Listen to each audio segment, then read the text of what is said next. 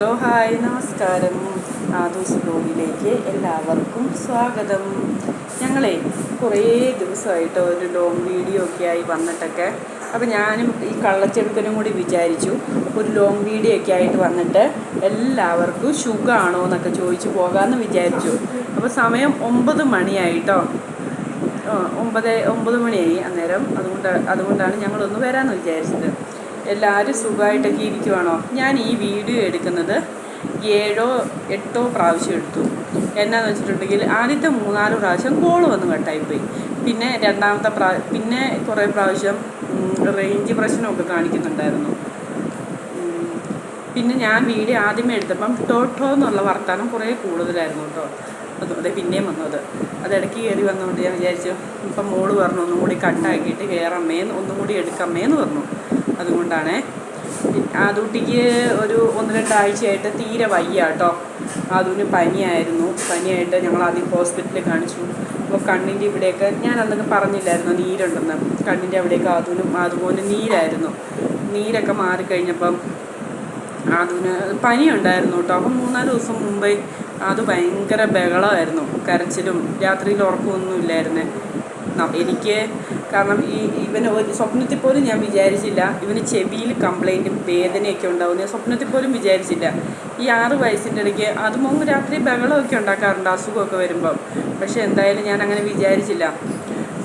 അപ്പോൾ അങ്ങനെ ഒരു ദിവസം രാവിലെ ഞാൻ അതിന് ഫുഡൊക്കെ കൊടുക്കാൻ എടുത്തു കേട്ടോ. ഫുഡ് കൊടുക്കാൻ എടുത്തു കഴിഞ്ഞ് ചുമ്മാ ഇങ്ങനെ അതുകൊണ്ട് ചെവി നോക്കിയതാണ്. ചെവി നോക്കിയപ്പോൾ ചെവി കൂടി ചെറുതായിട്ട് ഒരു പഴുപ്പ് പോലെ എനിക്ക് തോന്നി. അന്നേരം തന്നെ ഞാൻ പോയി കേട്ടോ. അപ്പോഴത്തേക്കും എനിക്ക് ഭയങ്കരമായിട്ട് ടെൻഷനായിപ്പോയി. ചെവി കൂടി ഇങ്ങനെ പഴുപ്പൊക്കെ വരിക എന്ന് പറഞ്ഞിട്ടുണ്ടെങ്കിൽ കേൾവിക്ക് എന്തെങ്കിലും ബാധിക്കുമോ എന്നൊക്കെ എനിക്ക് ഭയങ്കര പേടിയാണ് കേട്ടോ. അതുകൊണ്ട് ഞാൻ അന്നേരം തന്നെ കൊണ്ടുപോയി. മോൻ അതിലെ നടപ്പുണ്ട്, അതാട്ടോ കണ്ടത്. അപ്പം ഞാൻ അന്നേരം തന്നെ ആ കുട്ടീനെ കൊണ്ടുപോയി കാണിച്ചു കഴിഞ്ഞപ്പോൾ ഡോക്ടർ പറഞ്ഞു, പീഡിയാട്രീഷ്യൻ പറഞ്ഞു, ഒരു കാര്യം ചെയ്യുക, ENT ഒന്ന് കാണിക്കുക, ENT എന്താ പറയുന്നത് നമുക്ക് നോക്കാം, എന്നിട്ട് ഞാൻ മരുന്ന് എഴുതാമെന്ന് പറഞ്ഞു. അപ്പോൾ ആ കുട്ടിക്ക് തെറാപ്പി ചെയ്യാൻ പോകുന്ന ഹോസ്പിറ്റലാണ്.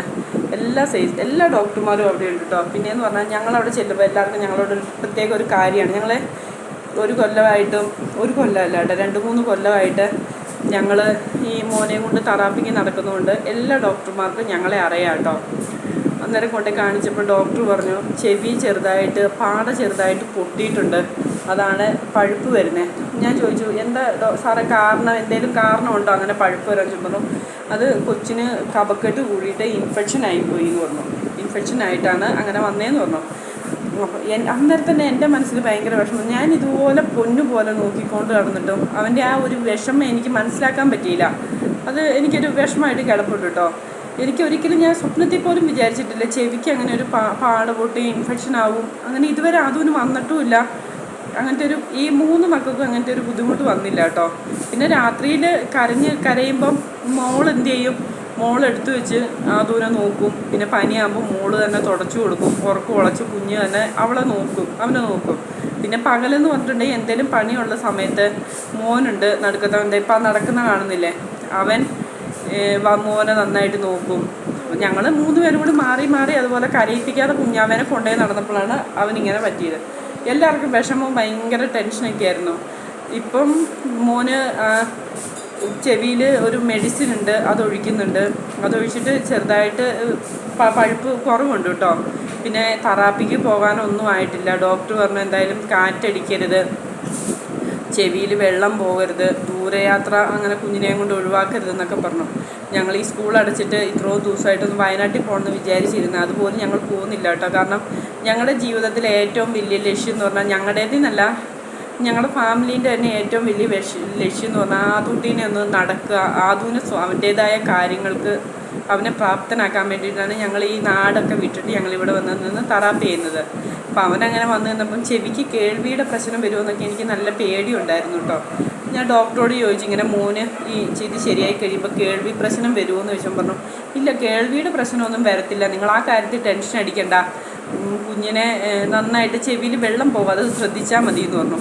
ഒരു 6-7 ദിവസമായിട്ട് ഞാനും മോളും കൂടി കേട്ടോ ഒന്ന് ശ്രദ്ധിച്ച് മേല് കഴിച്ച് ഒരു വിധത്തിൽ കുളിപ്പിച്ചെടുക്കുന്നൊക്കെ. പിന്നെ മോനെ പരമാവധി ഞങ്ങൾ കരയില്ലാതെ നോക്കും.